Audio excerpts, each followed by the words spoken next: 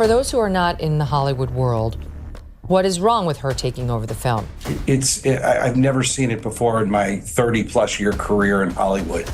And an executive producer is below a producer in the film world. An executive producer signed up to be an executive producer, and that's it. As the time progressed in this film, she decided that she wanted to be a producer. She started to make edits. She wanted to be part of the editing team. In the latest episode of Hollywood's never-ending legal saga, Blake Lively has found herself at the center of a courtroom spectacle that could rival any of her on-screen performances. The actress, known for her composed and polished image, reportedly lost her patience with her own legal team after a series of disastrous missteps turned an already chaotic case into an even bigger... This footage, which appears in the finished version film It Ends With Us, only in this brief slow-motion montage, appears to show the two stars discussing how to play the scene as they slow dance. Baldoni's team says the 3 takes of this scene, reportedly shot in May 2023, show that what took place on set doesn't match claims of sexual harassment that Lively made in a legal complaint last month. According to the complaint, while filming a slow dance scene, Baldoni was, quote, caressing Miss Lively with his mouth in a way that had nothing to do with their roles. In the raw footage released by the director's attorney, the two stars can be heard talking about production details while playing to the camera as a couple in love. The complaint says Baldoni, quote, dragged his lips from her ear and down to her neck as he said, "It smells so good." Baldoni's representatives say that the tape proves it didn't happen. I'm probably getting spray tan on you. It smells good. Well, it's not bad. It's my body makeup. Lively's legal team firing back in a statement, quote, Justin Baldoni and his lawyer may hope that this latest stunt will get ahead of the damaging evidence against him, but the video itself is damning. Lively's representatives say that the footage corroborates her account of what happened, arguing that it shows Baldoni, quote, attempting to kiss her, kissing her forehead, rubbing his face and mouth against her neck, flicking her lip with his thumb, caressing her, telling her how good she smells, and talking with her out of character, adding that no woman should have to take defensive measures to avoid being touched by their employer without their consent. What began as a straightforward legal dispute quickly spiraled into a tangled mess of accusations, counterclaims, and high-stakes courtroom blunders. Just when it seemed like the drama couldn't escalate any further, Lively's legal team managed to make things even worse. Now, instead of focusing on her case against Justin Baldoni, Lively finds herself dealing with her own lawyers fumbling through the high-profile battle. The courtroom has officially transformed into a stage, with reputations on the line, alliances crumbling, and an unpredictable legal showdown that's left everyone wondering whether justice will prevail or... The drama between Blake Lively and Justin Baldoni has now escalated into a full-blown legal battle, with both stars suing each other over a tangled web of claims that revolve around their collaboration on the 2024 film It Ends With Us. Lively, known for her roles in Gossip Girl and A Simple Favor, claims that Baldoni, the film's director, tried to destroy her career through a smear campaign after she brought forth allegations of sexual harassment and a hostile work environment against him. On the flip side, Baldoni says Lively went too far by exerting control over the production, threatening to withhold promotion unless her demands were met. He also argues that she falsely portrayed their professional relationship to the public, tarnishing his reputation.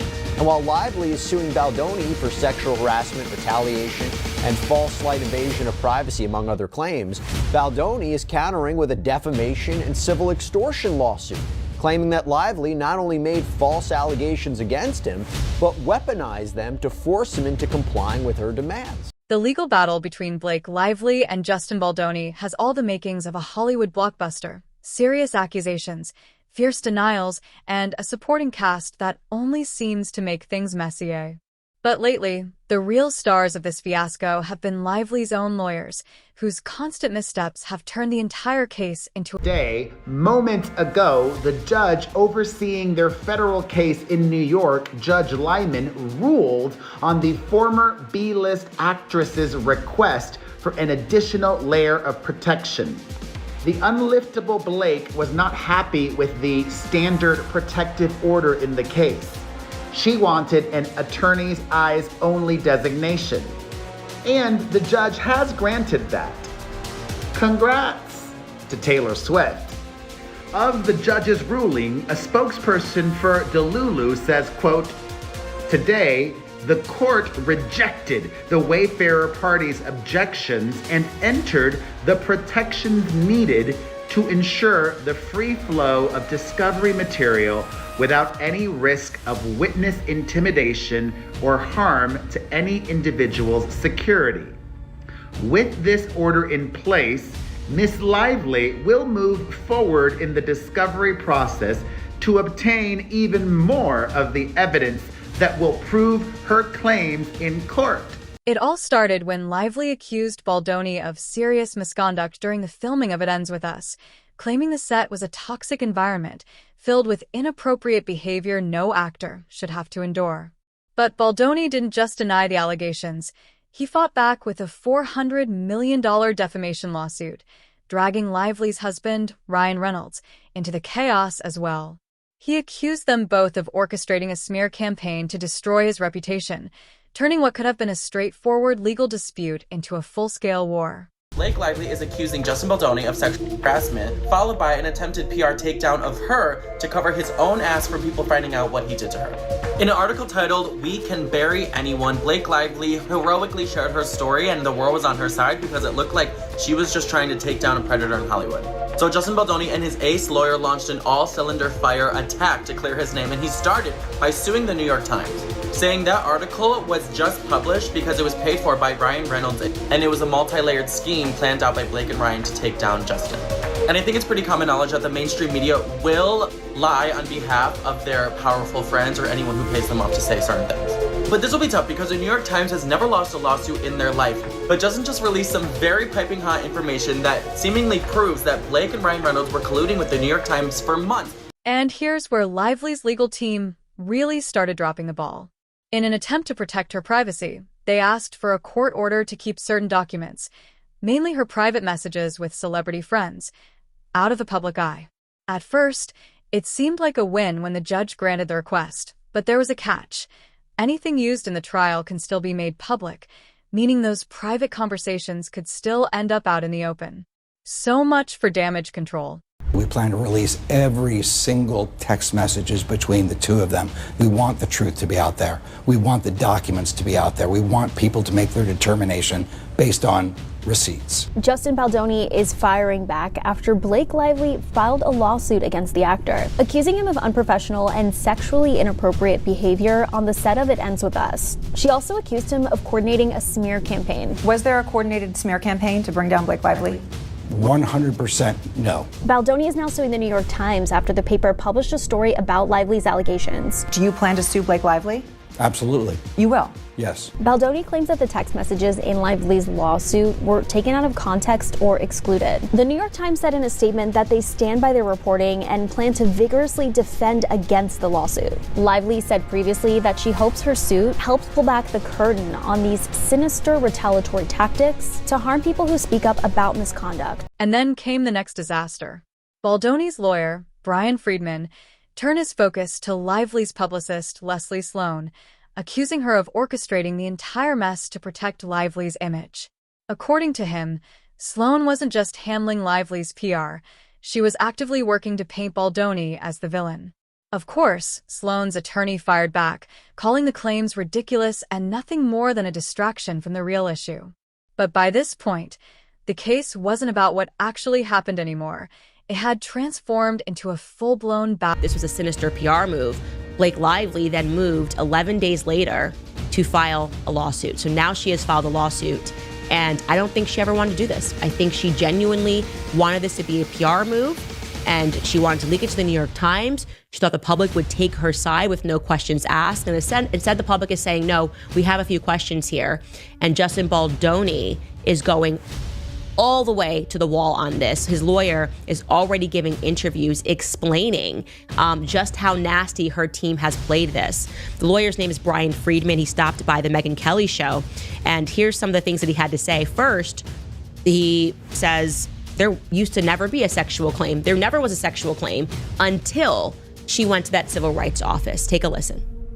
There was actually no allegation of sexual harassment until the lawsuit was filed. Then Friedman decided to up the ante. He released behind-the-scenes footage from the movie, claiming it completely disproved Lively's accusations. And as if that wasn't enough, he announced plans to launch a website packed with more evidence to back up his client. Lively's lawyers scrambled to push back, accusing Friedman of twisting facts and trying to manipulate public opinion before the trial even started. In a desperate move, they filed a letter in court requesting a hearing to stop him from making any more public statements, arguing that his comments could ruin the trial by influencing potential jurors. Clip 8. The judge, Lays Lyman, was clearly unimpressed with how both sides were handling things. He warned that if the legal teams didn't stop their public mudslinging, he might push the trial date forward to prevent them from influencing the jury. In other words, act like professionals, or this case is moving full speed ahead. Clip 9. Last week, it was reported that Blake Lively was being sued again, this time by Jed Wallace, who, like I said, owns the crisis PR firm Street Relations, Inc. Now, not much is really known about Jed Wallace, other than what Lively alleged about him in her California Civil Rights Department complaint, or her CRD complaint. Reports about Wallace's lawsuit were combined with questions by journalism outlets asking, basically, who is this guy anyway? And that will be important to remember for later on in this video. But in her CRD complaint, Lively named Wallace as one of the defendants for her 10 causes of action. And she specifically alleged that Jed Wallace was a subcontractor hired by Baldoni's PR team to weaponize, quote, a digital army around the country from New York to Los Angeles to create, seed, and promote content that appeared to be authentic on social media platforms and internet chat forums, unquote. However, if you then look at the lawsuit that Lively filed in New York federal court, the one she actually filed, Jed Wallace and Street Relations Inc. were no longer named as defendants, although Lively still does allege all the same things about him weaponizing a digital army and whatnot. And now, Wallace filed a complaint in Texas federal court which alleges two main causes of action. First, it asks for declaratory judgment under the Federal Declaratory Judgment Act. And where was Lively in all of this? While her legal team scrambled to clean up their mess, she was making headlines for a completely different reason, walking the red carpet at the South by Southwest Festival in a bold pink latex outfit. She acted like none of the legal chaos was happening, smiling for the cameras, chatting about how excited she was for another simple favor, and giving the impression that everything was perfectly fine. A bold move, considering her legal battle was spiraling out of control behind the scenes. Clip 10. As a lawyer, what are my thoughts on the Justin Baldoni-Blake Lively lawsuit? Well, they're going to make a lot of money, some of those lawyers, I'll say that. Hi, my name is Nigel Burns and I'm a trial lawyer in Southern California.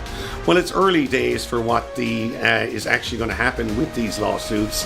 What we do know is in December 24, Blake Lively filed a complaint with the California Commission, and then New York Times published an article, and Justin Baldoni ended up suing the New York Times for $250 million, and then filed a defamation lawsuit, etc., against Blake Lively, her husband Ryan Reynolds, who is no longer the most popular man on the planet, and their publicist.